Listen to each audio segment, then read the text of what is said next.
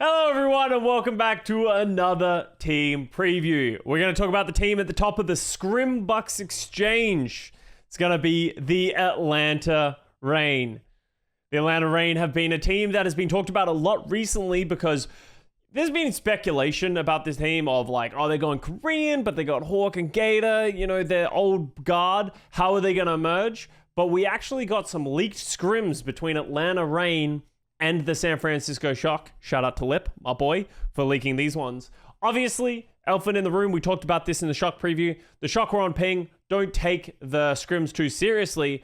But the thing that you can, extract from these scrims is that Atlanta Reign looks incredibly good right now in scrims, especially in this meta. So let's talk about the roster and what makes them so good.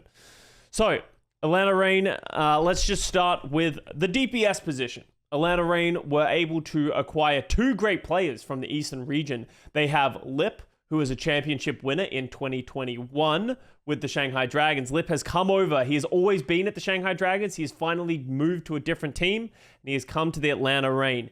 He is a hit scan legend, probably one of the best in the game, some of the best tracking in the game, a great Sombra as well. He showed his Tracer prowess last year as well.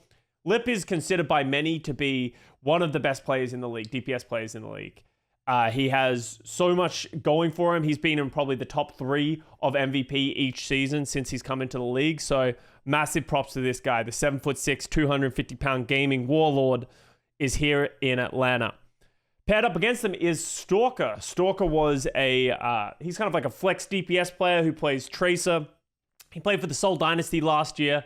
He was good every time he got an opportunity to play, but unfortunately he was playing underneath Prophet. So when Prophet is going to be playing those Tracers and Flex DPS heroes, Stalker honestly didn't get many opportunities to sort of stretch his legs and show what he's got unless Fitz wasn't playing and therefore Hitscan wasn't being played.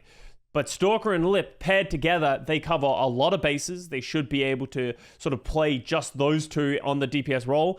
And Stalker in the scrims that we saw just recently against the San Francisco Shock was pounding on the Tracer. Some incredible clips, some great moments from him, and he's got a lot of people excited.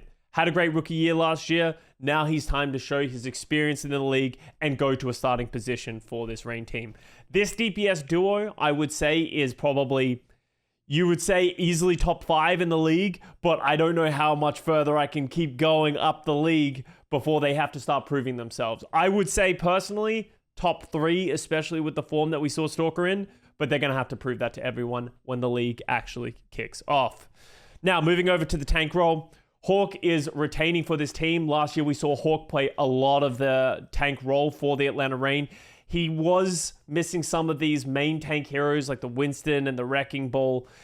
So people were really questioning this choice of just having Hawk as the only tank for this team now that Gator has retired. But they actually added Donghak, who is a rookie player coming into the Overwatch League who's been in that Korean Contenders scene for a while now. So Hawk is expected to play all his usual roster of like off-tank, Sigma, Doomfist, Zaya, all those types of things. And then Donghak will come in as the Wrecking Ball Winston specialist. Who will play the Reinhardt on this team? It's yet to be seen, but that's pretty much how we expect this tank duo to play together and what roles they will fill. Hawk was on an interview with Yiska just recently, sort of talking about the acquisition of Donghak, and Hawk gave massive praises to Donghak as a ball player, just his understanding of the hero and the role. And Hawk was like, if we're in a ball meta and if we're in a Winston meta, he will take the reins. Everything else will probably be me. So we had our speculation and concerns about Donghak as a player. He doesn't have a very illustrious career coming, from Contenders. He's good, but when you compare it to some of these other rookies from O2 Blast and stuff like that, it's not as strong as some of these other ones. He played for Talon back in the day, and then he was on, I don't even know what team this is. Oh, Team 815. So he's been around, but nothing super special. But in the scrims we saw leaked from the San Francisco Shock, his ball looks phenomenal. The way that he's moving around the map, the way he's utilizing tech, the way he's just doing everything will really assist the Atlanta Reign, and some of us do expect a really solid ball meta to be coming in. We haven't seen much Winston from Donghak, and we expect that to be coming in the meta as well. So he has a lot to prove as a rookie player and filling in a lot of roles because this Atlanta team is stacked. We have championship caliber players. We got a championship caliber team that's going to be expected to compete against the likes of the San Francisco Shock, the Houston Outlaws. So are they going to be able to perform when it matters most? Then moving over to the support line, and the support line honestly needs no introduction. We got Fielder and Chio, who were coming from the Dallas Fuel. They just won the 2022 championship. This backline is one of the most solid in the league. Chio, as a rookie last year, impressed a lot of people playing that Lucio. Just not a hyper-aggressive player, but knows when to go aggressive. He's very smart, very safe, and does his job incredibly well.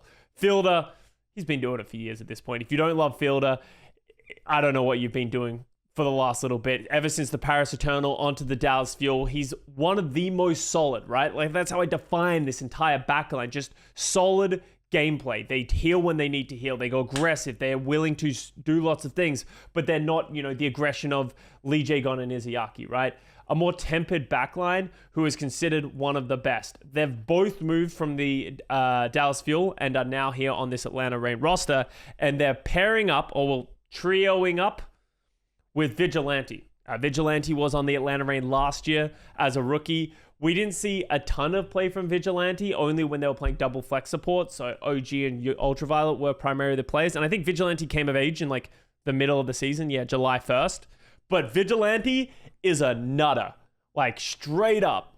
Vigilante on Zenyatta and these other heroes is incredibly mechanically gifted. And you should keep an eye out on this guy. There is a world on certain heroes we could see Vigilante play over Fielder, and he won't just be that double flex support bench player in a way.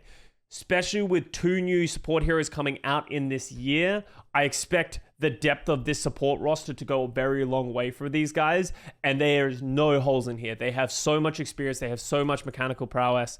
This backline is the thing to keep your eyes on. So that's the Atlanta Reign roster.